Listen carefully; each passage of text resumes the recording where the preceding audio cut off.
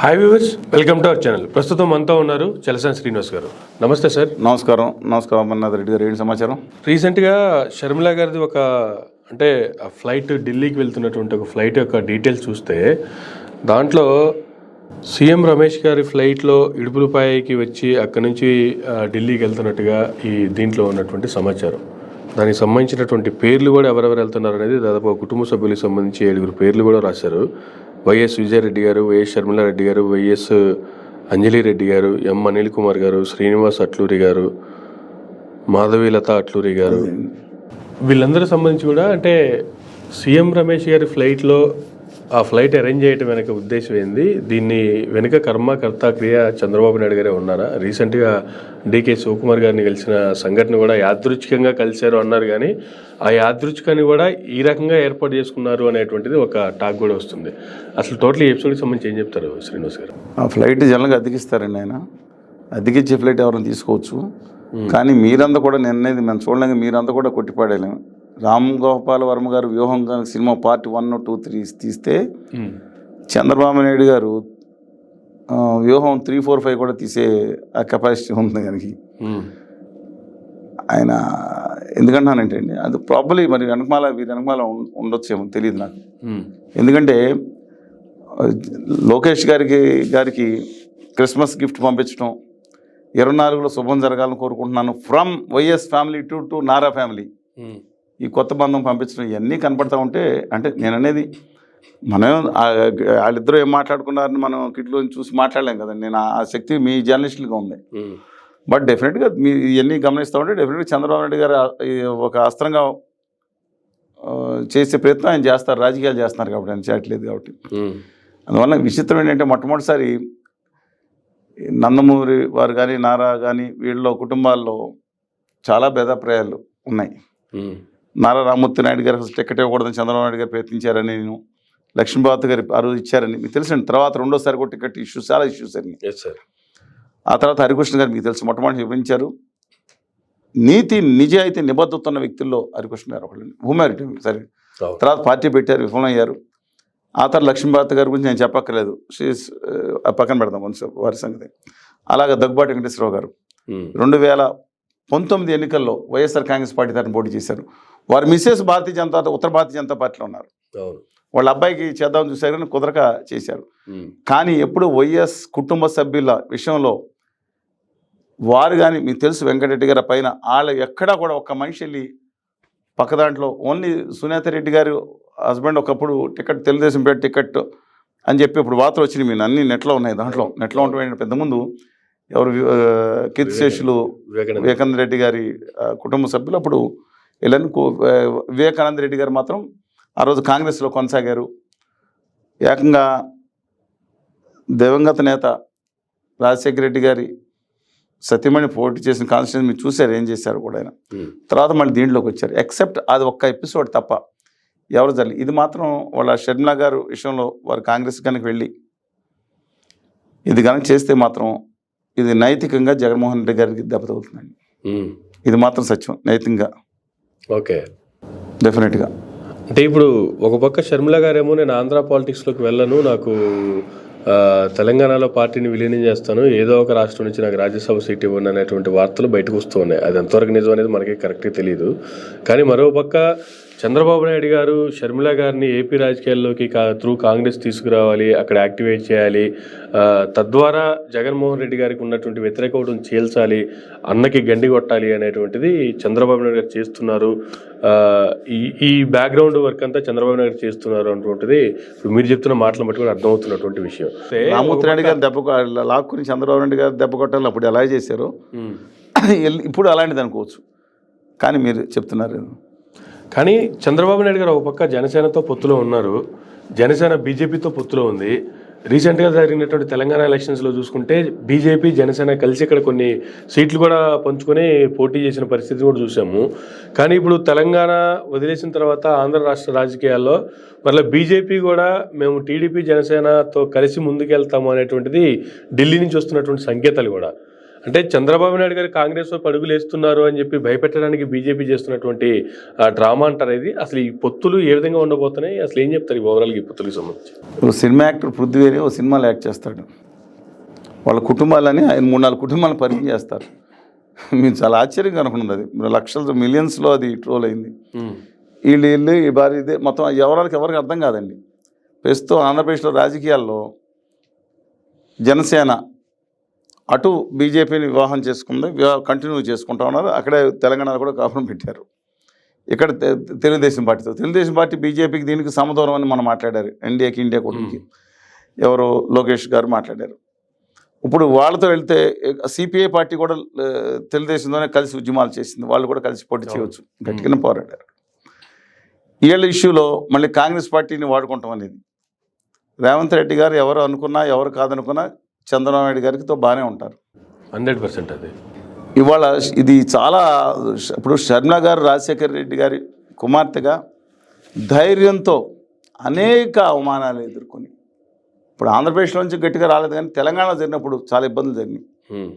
రాజశేఖర రెడ్డి గారి బిడ్డగా ధైర్యంగా నిలబడ్డారు. మిగతా వాళ్ళని రేవంత్ రెడ్డి గారిని ఏమి మాట్లాడినా మాది పాదాల మీద నడిచే యాత్రని కూడా మేము ఎన్నో వచ్చినాయి చూశారు మీరు. కానీ ఆవిడ మాట తప్పే మనిషిగా నాకు కనపట్లేదండి. ఎలాగంటే ఎట్టి పరిస్థితుల్లో నాకు ఇది తెలంగాణ, నాకు ఇది కావాలి, ఆంధ్ర నాకు సంబంధం ఏంటి, నేను తెలంగాణతోనే నేను ఇక్కడే ఉన్నాను, ఇక్కడే పెళ్లి చేసుకున్నాను, ఇక్కడే బిడ్డలకు అన్నాను, నా కట్టిగా ఇంకా ఎంతవరకు వెళ్ళిపోయారండి అంతవరకు వెళ్ళిపోయారు ఆవిడ. అందువల్ల నేను ఇక్కడే ఉంటాను కానీ అక్కడ క్యాంపెయిన్ చేస్తాను, ఇప్పుడు లేవు కదండి. స్టార్ క్యాంపెయిన్ తీసుకుందామని ఒకళ్ళు, మరి వారు ఆలోచించుకోవాలి. ఆంధ్రప్రదేశ్ కానీ గత 4 సంవత్సరాల నుంచి విభజన హామీలు, ప్రత్యేక హోదా లేదా విశాఖకు ఆంధ్రప్రదేశ్కి అనేక సమస్యలు వచ్చినప్పుడు ఒక్కసారి కూడా కన్నెత్తి అటు చూడని వారు ఇప్పుడు కాంగ్రెస్ పార్టీ సరే ఎక్కువ మంది ఆహ్వానించారని, దాంట్లో హర్ష్ కుమార్ గారు, చింతామోహన్ గారు, కొరి వినోద్ కుమార్ గారు అలాంటి కొంతమంది వ్యతిరేకించినట్టున్నారు. షర్మిల గారు వస్తే తీసుకోండి, కానీ ఇక్కడ ఇన్నాళ్ళు బట్టి చేయని అండి మిగతా వాళ్ళందరూ కొన్ని చప్పట్లు కొట్టి ఆమోదం తెలియజేసినట్టున్నారు. మీరు చూశారు వార్తలు, తప్పు లేదు. ఎందుకంటే ఇంతవరకు ప్రత్యేక హోదా విభజన హామీలతో మా రఘువీరెడ్డి గారు మెచ్చుకుంటున్నాను. సిడబ్ల్యూసీ సభ్యులు గవర్నీలు నీలకంఠాపురం రఘువీరెడ్డి గారు మాతో కలిసి పనిచేశారు, గట్టిగా ఉద్యమంలో ఉన్నారు. ఎప్పుడు కూడా అప్పుడు ఆ రోజు దుర్మార్గంగా కాంగ్రెస్ పార్టీ ఆంధ్రప్రదేశ్కి చేసి నమ్మి మోసపోయేవాడిని. కాంగ్రెస్ పార్టీని జనం చెప్తాను అన్ని చట్టంలో, నేను వాళ్ళు చెప్తున్నా చట్టంలో పెట్టింది ఏంటో తీమానండి. హోదా పెట్టారు, విభజన హామీలు పెట్టారు, రాయలసీమ దీన్ని కేబీగా పెట్టారు, ఏం పెట్టారు చూద్దాం. ఓకే, క్యాబినెట్ ఇచ్చారు, ఎన్నికలు వచ్చేసింది, అన్నీ అనవసరం. వెంటనే రెండో రోజు పెట్టేసి ఒక ఎగ్జిక్యూటివ్ ఆర్డర్ ఇచ్చేస్తే ప్రత్యేక హోదా వచ్చేసేది. వాళ్ళని నమ్మి మోసపోయాం. ఉత్తర భారతీయ పార్టీ మమ్మల్ని నమ్మించి మోసం చేసింది. తక్కువ కాదు, ఇద్దరు నేను చెప్తే ఇట్టి పరిస్థితి తక్కువ కాదు. కాంగ్రెస్ పార్టీ ఆంధ్రప్రదేశ్ చేసిన నయవంచన అనేది సామాన్యమైనది కాదని చెప్పింది. కానీ కేవీపీ గారు అక్కడ దాన్ని పట్టుకుని హోదా గురించి మాట్లాడారు. రఘువీరెడ్డి గారు లాంటి వాళ్ళు ఉద్యమంలో పాల్గొన్నారు. మొట్టమొదటిసారి మేము మొదలుపెట్టిన అక్టోబర్ నవంబర్ నుంచి వాళ్ళు కోటి సంతకాలను చేసి రఘువీరెడ్డి గారు లాంటి వాళ్ళు ఏదో చేసి వచ్చారు. I can't deny this.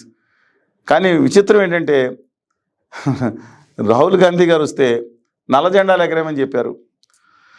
ఆ రోజు అధికార పక్షంలో చాలామంది ఎగరేశారు కూడా. అక్కడ మళ్ళీ తిరిగి కలిశారు. సరే వాళ్ళ ఇష్టం రాజకీయాలు, కానీ ఉద్యమ పరంగా మేము చెప్తున్నాం ఎవరు వచ్చినా ఆహ్వానిద్దాం. ఇవాళ వైఎస్ షర్మిల గారు ఒకటేంటంటే ఆంధ్రప్రదేశ్ సమస్యల పట్ల నిజంగా పోరాడితే ఆహ్వానిద్దాం. ఫత్తు రాజకీయం కోసం వస్తే అది ప్రజలు డిసైడ్ చేస్తారు. ఇవాళ కొంతమంది అన్నట్టు జగన్మోహన్ రెడ్డి గారు ఓట్లను చూసడానికే చంద్రబాబు నాయుడు గారు వైఆర్ డికే శివకుమార్ గారు ప్రకటించారు ఏమైనా ఆరోపణలు వస్తున్నామని. వారు కాంగ్రెస్ పార్టీకి మన 2019లో వచ్చిన ఓట్ల సంఖ్య 1.24%, ఉత్తర భారతీయ జనతా పార్టీకి 0.84 వచ్చింది, 1% తక్కువ. ఇవాళ కాంగ్రెస్ పార్టీకి ఒకవేళ 10 ఓట్లు పెరిగితే 7 ఓట్లు ఖచ్చితంగా, 7 నుంచి 8 ఓట్లు ఖచ్చితంగా జగన్ గారి నుంచి చీల్చబడే ఓట్లే.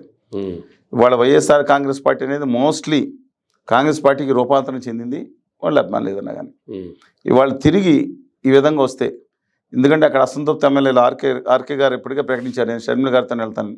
అందుకని చాలామంది ప్రకటించవచ్చు. అందువల్ల నా అభిప్రాయం ప్రకారం మిగతా 2-3 ఓట్లు కూడా యాంటీ ఎస్టాబ్లిష్మెంట్స్ ఓట్లు తీసుకుంటారు ఆవిడ. ఓకే. వైఎస్ఆర్ కాంగ్రెస్ పార్టీ ఏమనుకుంటుంది, నిన్న వాళ్ళ పొద్దున పెద్ద అని ఒక మాట్లాడుతున్నారు శ్రీనివాస్ గారు, జగన్ గారే కుట్ర చేసి ఇలా పంపిస్తున్నారు కాంగ్రెస్లోకి ఓట్లు చూసడానికి. ఏం ఉపానాలండి, టీవీలో కూడా వచ్చేస్తున్నాయి అలాగా. జగన్ గారు నిజంగానే పోటీ చేసి వైఎస్ఆర్టీపీని అక్కడ పోటీ చేయొచ్చు కానీ కాంగ్రెస్ లో పోయి పోటీ చేసినంత కొంతమంది. కానీ వాళ్ళు వైఎస్ఆర్ కాంగ్రెస్ పార్టీలో విశ్లేషణకర్తలు ఏమంటున్నారు, యాంటీ ఎస్టాబ్లిష్మెంట్ ఓట్లు చీలిపోతాయి. కాదు, అది చీలే 20% చీలవచ్చు. కానీ జగన్ గారి ఓట్లే ఎక్కువ 70-80% చీల్చుకునే అవకాశం కనపడుతుంది. గట్టి పోరాటం జరిగేటప్పుడు ఇది నైతికమైన విజయం అండి. చంద్రబాబు నాయుడు గారు సంబంధం ఏంటని ఎవరు మాట్లాడవచ్చు, కానీ ఇది డెఫినెట్గా చంద్రబాబు నాయుడు గారు వేసిన పాచిక ఇంకోటి కానీ వారికి నైతికమైన విజయం అక్కడ ఉన్న ప్రతిపక్షాలకి.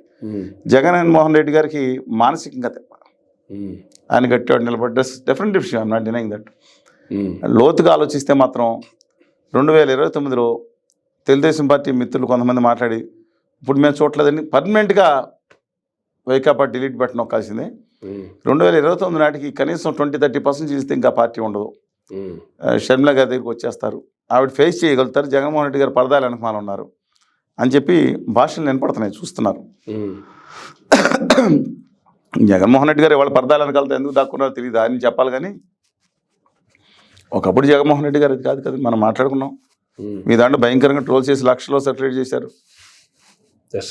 చేతులారా ఆయన వచ్చిన కేంద్ర మంత్రి పదవిని కాలదన్ని, తర్వాత ముఖ్యమంత్రి ఇస్తాం తర్వాత అనుకుంటే దాన్ని కూడా పక్కన పెట్టి తండ్రికి ఇచ్చిన మాట కోసం, అంటే తండ్రి చనిపోయిన తర్వాత ఇచ్చిన మాట కోసం బయటికి జనాల్లోకి వెళ్ళి జైల్లో పడి హేళన చేసి ఏదో నెంబర్ ఏదో ఉంది కదా, నెంబర్ వద్ద పెట్టించుకుని పొద్దున్న సాయంత్రంలోకి జైలు చెప్పుకూడదు తిన్నాడు అని చెప్పి అనిపించుకుని నిలబడిన మనిషి అతను.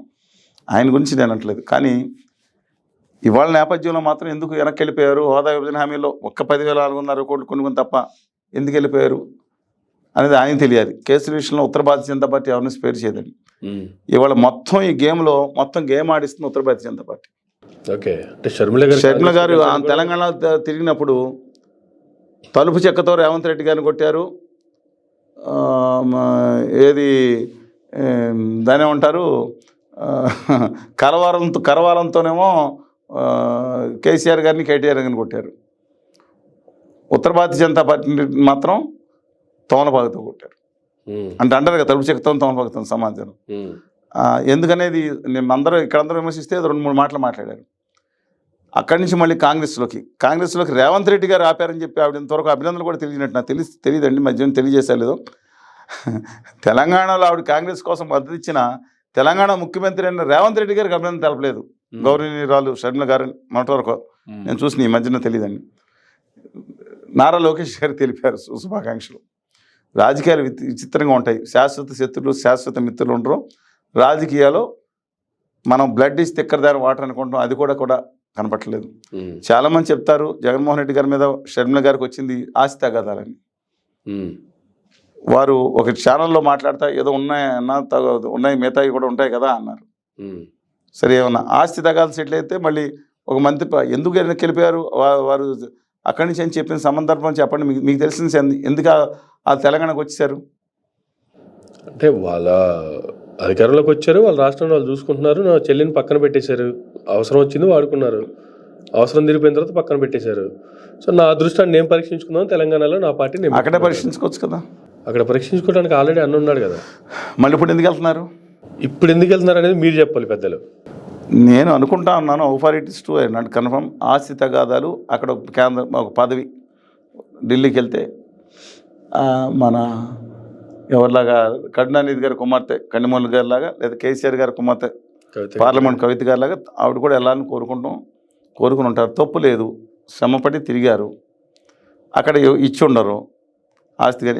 ఇక్కడికి వచ్చేసారు, తెలంగాణకు వచ్చారు. తెలంగాణలో నా జీవితమే అదన్నారు. ఆంధ్రప్రదేశ్ సమస్యల గురించి అలా ఇలా కరువు తిప్పి అసలు అది ఇంటవే పాపన అనిపించింది.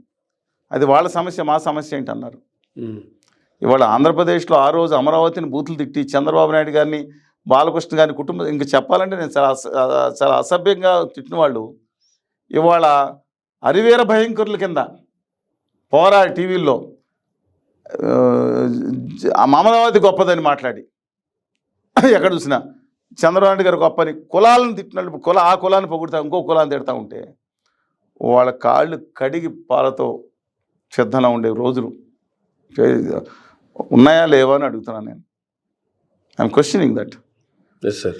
అలాంటప్పుడు ఇది కూడా జరిగితే జరగవచ్చు. బట్ వాళ్ళ నేను ఇంతకుముందు మా ఇద్దరం చాలాసార్లు మాట్లాడుకున్నాం, చెప్పాను మీకు, సర్వేస్ కూడా చెప్పాను ఎలా ఉంది పరిస్థితి. నా సొంత అభిప్రాయాలకు చాలామంది ఫీల్ అవుతున్నారు. మరి ఇంతకుముందు మా ఇద్దరం మాట్లాడు రేవంత్ రెడ్డి గారి ఇష్యూ లోయెస్ట్ కాంగ్రెస్కి 56, 80% రేవంత్ రెడ్డి గారు ముఖ్యమంత్రి అవుతారు 99% చెప్పాను మీకు. సరే జనం రెండో విషయం కూడా ఇంతకుముందు 140 స్థానాలు, మళ్ళీ మొన్న కూడా నేను ఒక 10 రోజులు ఎక్స్టెన్సివ్గానే తిరిగి వచ్చాను.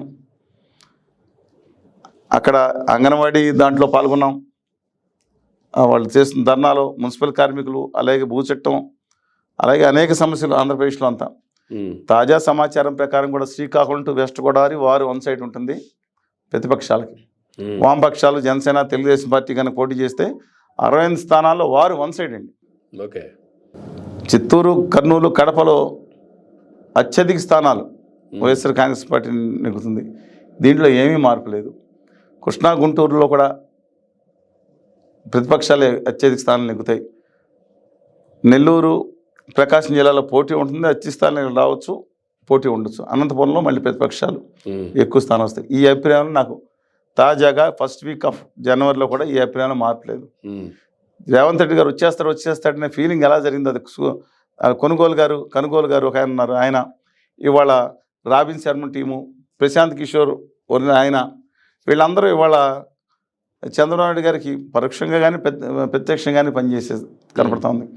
ఇక గెలిచిపోయింది ఫెన్స్ సెట్టర్స్ ఉంటారు, గోడ మీద గోపీలు, ఎవరు నెగ్గితే 3-4% వాళ్ళు ఓటేసేస్తారు. ఇక వచ్చేసింది అనే ప్రభావం అనేది ఇంకా చంద్రబాబు నాయుడు గారికి వాళ్ళ కూటమికి అడ్వాంటేజ్ కనపడుతుంది.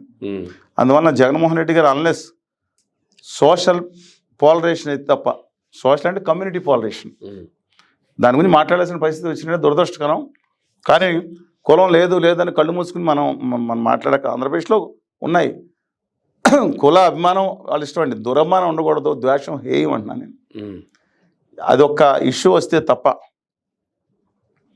లేదని ఇంకోటి ఏదైనా సురక్ష ఇది పెట్టుకుంటే తప్ప టైం 90%, 95% ప్రతిపక్షాలు, వామపక్షాలు, జనసేన తెలుగుదేశం పార్టీ కూటమి 110 స్థానాలు నెగ్గేదంటుంది. మీరు అడిగిన షర్మిల గారి వల్ల ఆ ఎఫెక్ట్ ఇంకా పెరగవచ్చండి. ఆవిడ నెగ్గరు. కానీ షర్మిల గారు ఇప్పటి వరకు ఎక్కడ మాట్లాడినా, ఏ ప్లాట్ఫామ్ మీద మాట్లాడినా, ఆవిడ లోటస్ భవన్లో ప్రెస్ మీట్లు పెట్టినప్పటికీ కూడా కాంగ్రెస్లో విలీనం దిశగా మాట్లాడుతున్నాము, మాటలు జరుగుతున్నాయి, మరి 2-3 రోజుల్లో ఫైనల్ అవుతుంది, అన్ని డీటెయిల్స్ చెప్తున్నారు తప్ప ఏపీకి వెళ్తున్నానని కానీ, ఏపీ రాజకీయాల్లో యాక్టివ్గా పార్టిసిపేట్ చేస్తానని కానీ, లేదా ప్రచారానికి వెళ్తానని కానీ ఒక్క మాట ఇప్పటి వరకు ఒక మాట కూడా ఆవిడ నోటి నుంచి అయితే రాలేదు. సమస్యలు పరిష్కారం అయిపోయింది అనుకోండి, అన్న చెల్లి అనుబంధం సినిమాలని చాలా వచ్చినాయి కదా, అందులో పాటలు వేస్తూ ఉంటారు, అందరూ చూస్తారు కదా. పరిష్కారం కాలేదని అన్నదమ్ముల సవాల్లాగా ఆ పాట వేసుకుంటారు రెడీగా. మీ మీడియా వాళ్ళు జాగ్రత్తగా రెడీగా పెట్టుకుంటారు కదా. వారి ఆప్షన్ వాడు playing cards close to chest, అందువల్ల జాగ్రత్తగా ఆప్షన్స్ పెట్టుకున్నారు. కానీ మొత్తం జరుగుతున్న ప్రచారం మీ మీడియా ప్రచారం బట్టి చెప్తాను, పత్రికలో వచ్చేసింది కదా. మరి గిడుగు రుద్రరాజు గారు ఏం చేస్తారు? నేను అడిగాను రుద్రరాజు గారిని, లేదండి శ్రీనివాస్ గారు పిసిసి అధ్యక్ష పదవి మార్చట్లేదు, స్టార్ క్యాంపెయినర్ కింద ఇస్తున్నారని చెప్పారు. Okay, maybe I don't know. ఊహాజనితమే కదండి, మీరు ఊహాజనిత ప్రశ్నలకి నేను ఊహాజనితంగానే సమాధానం చెప్పినట్టే. కానీ రఘువీరెడ్డి గారితో, శైలజనాథ్ గారితో పనిచేసాం, గిడుగు రుద్రరాజు గారితో, అంటే హోదా విభజన హామీలు అందరూ మద్దతు పలికారు. కానీ ఇవాళ 5 ఏళ్ళు ఈ సమస్య మీద పట్టించుకోకుండా, అంతకుముందు కూడా మా మీద జరిగిన అనేక ఇబ్బందులు, అరెస్టులు, ఇతర రాష్ట్రాల్లో తిప్పి లిగమెంట్స్ తెంపేసి అని జరిగిన ఒక్క సంఘీభావంగా ఒక్క మాట కూడా మాట్లాడిన రాజశేఖర రెడ్డి గారి బిడ్డ ఒక్క మాట కూడా మా మీద, అటు ప్రతిపక్షంలో ఉండగా ఇటు అధికార పక్షంలో, నేనంటే ఒక్కనే కాదండి, ప్రత్యేక హోదా విభజన హామీల సాధనా సమితిగా చేసాం, మొట్టమొదటి బంద్ చేసాం. ఆంధ్రప్రదేశ్ రాష్ట్రం కొత్త ఏర్పడిన తర్వాత విభజిత ఆంధ్రప్రదేశ్లో ఇవాళ వచ్చారంటే సంతోషం. చిత్తశుద్ధి లేకుండా ఫస్ట్ రాజకీయాల కోసం ఒకరిని ఓడగొట్టడానికి వచ్చాము, దీన్ని రాజకీయ కోసం చూసుకున్నామంటే మాత్రం ప్రజలు హర్షించరండి. నిజాయితీగా నిబద్ధతగా ఖచ్చితంగా పనిచేసిరండి. ఇవాళ ఒక రాజకీయ నాయకులను తిడతానికో దానికో వస్తే మాత్రం I don't think it will work out. మీరు అన్నట్లుగా గిడిగి రుద్రరాజు గారు చెప్పినట్టు స్టార్ కంపెయినర్గా ఇస్తే ఓకే, అది యాక్సెప్ట్ చేయొచ్చేమో కాంగ్రెస్ పెద్దలు వాళ్ళు కూడాను. అలా కాకుండా పత్రికల్లో వస్తున్నట్టు లేదంటే సోషల్ మీడియాలో వస్తున్నట్టు ఏపీసీసీ పదవి ఇస్తే ఉన్నటువంటి సీనియర్లు సపోర్ట్ చేసే పరిస్థితి ఉందంటారు. సీనియర్లు ఎవరు ఉన్నారు? ఇప్పటివరకు పార్టీలో ఉన్న సీనియర్లు ఎవరు లేరు. ఏపీ రామచంద్రరావు గారు, ఇప్పుడు దాంట్లో మిగిలింది చింతామోహన్ గారు, తులసిరెడ్డి గారు. I don't know such a sincere person why side line I don't know అండి. అలాగే ఇంకా పల్లం రాజు గారు ఎవరు యాక్టివ్గా లేరు. పాత నాయకులు కొంతమంది ఉన్నారు, యాక్టివ్గా లేకపోయినా పార్టీలు అయితే ఉన్నారు కదా, ఉన్నట్టున్నారు. డెఫినెట్గా వాళ్ళందరూ వాళ్ళకి ఆహ్వానం పలుకుతున్నారు. ఏదో విధంగా కాంగ్రెస్ పార్టీలు వేస్తే చాలు, మళ్ళీ మేము అటు వెళ్ళలేము ఇటు వెళ్ళలేమని. అలాగే వైఎస్ఆర్ కాంగ్రెస్ పార్టీలో అసంతృప్తులందరూ కూడా చాలా ఆనందంగా ఉన్నారు. అది తెలుగుదేశం వాళ్ళకైతే కొంతమందికి పట్టుపక్కలైన ఆనందంగా ఉంది. భలే ముళ్ళును ముళ్ళతో తీస్తున్నాం, బాణాన్ని బాణాలతో తీస్తున్నాం. లెటర్స్ వెయిట్ అండ్ సీ అండి. ఇప్పుడు షర్మిల గారిని ఢిల్లీ పిలిపించుకొని కాంగ్రెస్లో జాయిన్ చేసుకోవాలనేటువంటి ఆలోచనలు చేస్తున్నటువంటి ఢిల్లీ పెద్దలు సోనియా గారి దగ్గర కావచ్చు, రాహుల్ గాంధీ గారు కావచ్చు, ఆనాడు జగన్మోహన్ రెడ్డి గారినే ఆయన అడిగినటువంటి పాదయాత్ర లేదంటే ఆయన చేసుకుంటున్నటువంటి ఓదార్పు యాత్ర చేసుకుని వచ్చి నెక్స్ట్ ఆ సీఎం పదవు లేదంటే నెక్స్ట్ వచ్చిన తర్వాత ఆ ముఖ్యమంత్రి పదవు జగన్మోహన్ రెడ్డి గారికి ఇచ్చుంటే ఈనాడు మళ్ళీ తెచ్చుకోవాల్సిన అవసరం ఉండేది కాదు, లేదు ఆనాడు రాష్ట్రాన్ని పోగొట్టుకోవాల్సిన అవసరం ఉండేది కాదు, మేబీ పదవి కూడా పోగొట్టుకోవాల్సిన అవసరం ఉండేది కాదేమో. ఇన్ని నష్టపోయిన తర్వాత ఆఫ్టర్ 10 years ఇప్పుడు మరలా ఆ ఫ్యామిలీలో చిలికి తెచ్చుకోవాలనుకోను లేదా కాంగ్రెస్ పార్టీని బ్రతికించుకోవాలనేటువంటి ఆరాటంతోనో ఇప్పుడు మరలా షర్మిల గారికి ప్రాధాన్యత ఇస్తాము అంటే షర్మిల గారు తప్పు చేస్తున్నారంటారా లేదంటే కాంగ్రెస్ అధిష్టానం తప్పు చేస్తున్నారంటారా? ఏం జరుగుతున్నట్టు అసలు దీనికి సంబంధించి ఏం చెప్తారు సార్? జగన్మోహన్ రెడ్డి గారు ముఖ్యమంత్రి అయి ఉంటే రాష్ట్రం విడిపోయి ఉండేది కదా, ఎట్టి పరిస్థితుల్లో విడిపోయి ఉండేది. అవును, రాజశేఖర రెడ్డి గారు కన్నా కొన్ని పట్టుబడిపులు ఉన్నాయో కానీ పెద్దానికి జగన్మోహన్ రెడ్డి గారు ఉంటే ఆంధ్రప్రదేశ్ రాష్ట్రం అనేది అసలు క్వశ్చనే లేదు. చంద్రబాబు నాయుడు గారు ఉన్నా సరే అధికారంలో ఉన్నా విడిపోయి ఉండేది కాదు, ఇది వాస్తవం. రెండో విషయం, కాంగ్రెస్ పార్టీ గురించి ఆ రోజు ఆంధ్రప్రదేశ్ విభాజిత కోస్తా రాయలసీమల్ని నమ్మించి మోసం చేసింది కాంగ్రెస్ పార్టీ అధినాయకత్వం, నమ్మించి మోసం చేసింది.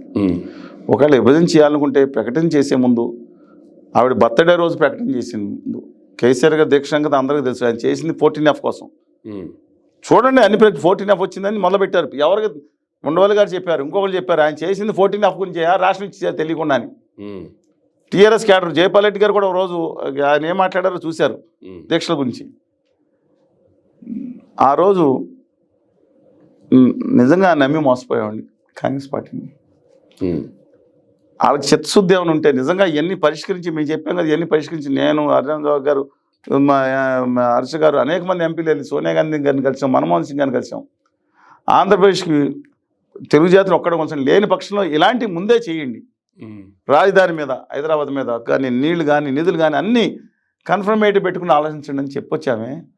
బోల్డంత టైం ఉంది. ఆధారాబాద్లో పెట్టి విభజన హామీలో ప్రత్యేక బిల్లు పెట్టకుండా ఆఖరికి రాయలసీమ ప్యాకేజీ కేబీకే తరహా పెట్టకుండా ఇవాళ చాలామంది చెప్తున్నారు 5 లక్షల కోట్లు ఇచ్చాను మిత్రులు సోదరులు చెప్తున్నారు. సరే చెప్పుకున్నాను బాగానే ఉంటాయి, కానీ ఆ రోజు చేశారే, చేసుంటే ఈ పరిస్థితి వచ్చి ఉండేదండి. అంతే కదా. ఇవాళ మరి వారు ఎందుకని చేశారు నాకు తెలియదు. ఎవరు ఇవాళ షర్మిల గారి గురించి ఆ రోజు జగన్మోహన్ రెడ్డి గారిని ఎందుకంటే ఏ నాయకుడిని ఎదగనివ్వకూడదు, రాజశేఖర రెడ్డి గారికి ముందు ఎదిగి పేరు కట్ చేసేద్దామని నా ఉద్దేశంలో ఎవరైనా అడ్వైజ్లు ఇచ్చి ఉంటారు.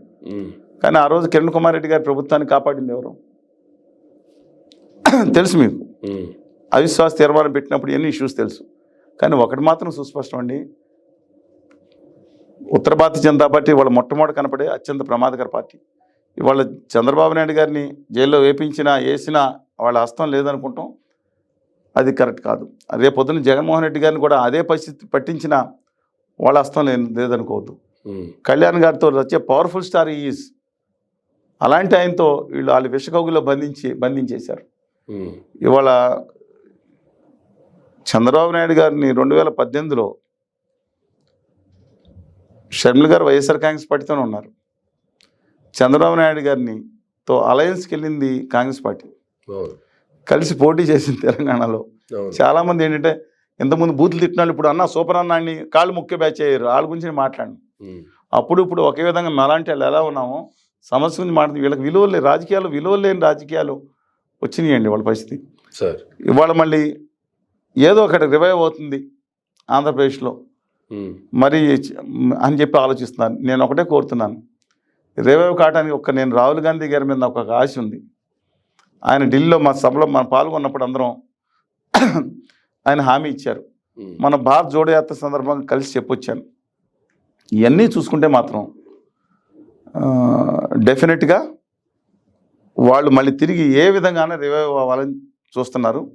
చంద్రబాబు నాయుడు గారు కూడా డైరెక్ట్గా కాకపోయినా ఇండైరెక్ట్గా షర్మిల గారిని ఆంధ్రప్రదేశ్ రాజకీయాల్లో తీసుకొస్తే మంచిది. నా వ్యూహం పొలిటికల్ పార్టీ కదా, చారిటీ కోసం పెట్టలేదు, ఆయన చేస్తున్నారు. ప్రస్తుతం ఇదే సిచ్యుయేషన్ క్లారిటీతో ఉంది. అడిగిందని క్లారిటీ ఇవ్వలేదు, ఓవరాల్గా క్లారిటీ చెప్తున్నారు. చెప్పండి, షర్మిల గారు తప్పు చేస్తున్నారా, కేంద్ర పెద్ద కాంగ్రెస్ పెద్దలు? షర్మిల గారు ఏం చేశారు? మా నాన్న దోషిగా ఎందుకు చేశారని కాంగ్రెస్ పార్టీని ఎన్నిసార్లు మాట్లాడారు? అది వచ్చిన ఇది వచ్చిన ఇంకా ఎక్స్ట్రా వీళ్ళిద్దరిని సోనియా గాంధీ గారిని రాహుల్ గాంధీ గారిని ఎక్కడికి పంపించాలని చెప్పారు. వదిలేను, ప్రజల జ్ఞాపకాలు తక్కువ, కొంతమంది తక్కువ ఉంటాయి, మిగతా అందరు కాకపోయినా. ఆవిడికి తప్పనిసరి అయిపోయే పరిస్థితి అయింది. జగన్మోహన్ రెడ్డి గారు వారు అడిగిన ఇచ్చి ఉంటారు డెఫినెట్గా. ఇంకేం చేస్తారండి? ఆడబిడ్డ తెలంగాణకు వచ్చారు, ఏటికి ఎదిరిదారు. ఇప్పుడు ఏం చేయాలి? తెలంగాణ రాజ్యసభ ఇస్తాం లేదా ఇంకోటి ఇస్తాం. తెలంగాణలో అంటే రేవంత్ రెడ్డి గారు ఉన్నారే, అన్న అధికారంలో ఉన్నాడండి. ఏమైనా చేయాల్సిన అవసరం ఉందంటారు? ఇంకా అన్న న్యాయం చేయాలి కదా, కావాల్సిన అవసరం ఉందంటారు. జగనన్న వదిలిన బాణాన్ని అని చెప్పి తిరిగినప్పుడు మరి చెల్లికి న్యాయం చేయాల్సిన పరిస్థితి కూడా ఉంది కదా. ఇది నైతికంగా ఆయనకి న్యాయం చేయడం అంటే అడిగినట్లుగా ఒక రాజ్యసభ సీట్ ఇస్తేనో లేదంటే ఆస్తి పంపకాలు చేస్తేనో న్యాయం జరిగినట్టేనా? వారి అభిప్రాయం ఏదనుకుంటా. ఇంతదాకా వచ్చేదా? ఎవరైనా చర్చి బ్రదర్ ఉన్నారు, ఆయన పేరు అనిల్ కుమార్ గారు. ఆయన ఉండవల్లి గారితో ఏం మాట్లాడారు? మీరు ఉండవల్లి గారితో ఒకసారి ఇంటర్వ్యూ పెట్టండి. ఓపెన్ హార్ట్ విత్ అమర్ అని పెట్టండి. ఎంతవరకు వెళ్ళారు, ఎక్కడి దాకా వెళ్ళారు, అవి వ్యక్తిగతం. కానీ నేను అనుకుంటా ఉన్నాను, నా కాంగ్రెస్ పార్టీకి విజ్ఞప్తి చేస్తా ఉన్నాను ఒకటే, విభజన హామీలు ప్రత్యేక హోదా మీద కాన్సన్ట్రేషన్ చేయండి. రాజకీయాలు ఓకే, ఇవాళ వరకు దాని మీద ఎన్ని ఉద్యమాలు చేస్తున్నారు. దిస్ మోస్ట్ ఇంపార్టెంట్ అండి. అది భావితరాలు బాగుండాలి. మీరు చేసిన అన్యాయం తిరిగి సవరించడానికి ప్రయత్నించండి. దానికి తప్పనిసరిగా షర్మిల గారు ఎవరు వచ్చినా ఆహ్వానిద్దాం. కానీ రాజకీయ పొలిటికల్ స్కోర్లు సెటిల్ చేసుకోవడానికి మాత్రం సెటిల్ చేసుకుని పదవి తేలిపోయి మళ్ళీ జాయిన్ అయిపోవటం, ఇది మాత్రం రాష్ట్ర ప్రజానీకానికి అన్యాయం చేసినట్లే. వైఎస్ఆర్ కాంగ్రెస్ పార్టీ 25 సీట్లు ఇస్తాయని చెప్పి వాళ్ళు ఆడుకున్నారు. చంద్రబాబు నాయుడు గారు 4 ఏళ్ళు అది ఏంటని చెప్పి చూశారు ఎలా చేశారు. లాస్ట్ ఇయర్ పెట్టేసి బీభత్సంగా అరివీర భయంకరంగా పోరాడారు, మళ్ళీ కాటిపడేశారు. 2019 కంటే ముందు తర్వాత మేము భీకరంగా ఉద్యమం చేసాం, మేజర్మేడ్ వేయలేదు. వీళ్ళందరూ పొలిటికల్ రాజకీయం కోసం దాన్ని వాడుకున్నారు, ప్రజల భవిష్యత్తును వాడుకుంటున్నారు. ఒక ఉద్యమం నా అభిప్రాయం ఏంటంటే, ఎవరు వచ్చిన ఉద్యమాని కోసం, హక్కుల సాధన కోసం రండి. ఇప్పటికే అందరూ ఆడుకున్నారు, ఇంక ఎన్ని ఆటలు చూడాలండి మేము? మీ రాజకీయమైన పొలిటికల్ స్కోర్ సెటిల్ చేసుకోవడానికి ప్రథమ ప్రాధాన్యతగా మాత్రం రావద్దండి. ఎవరు వచ్చిన ఆహ్వానం. శ్రీయుతులు వాసగిరి వెంకటలక్ష్మీనారాయణ గారు ఆహ్వానం పొలిటికల్ స్కోర్స్ కోసం కాదు. అలాగే షర్మిల గారు, షర్మిల గారు వారు వచ్చినా సరే పొలిటికల్ స్కోర్ల కోసం కూడా ఉద్యమం చేద్దాం, నిబద్ధతతో నిలబడతాను అని చెప్పి ఉంటే డెఫినెట్గా ఆహ్వానం. Thank you sir, thank you అండి. ఇదండి నాటి ఇంటర్వ్యూ. మరొక ఇంటర్వ్యూ మళ్ళీ కలుద్దాం. చూస్తూనే ఉండండి మేరా మీడియా.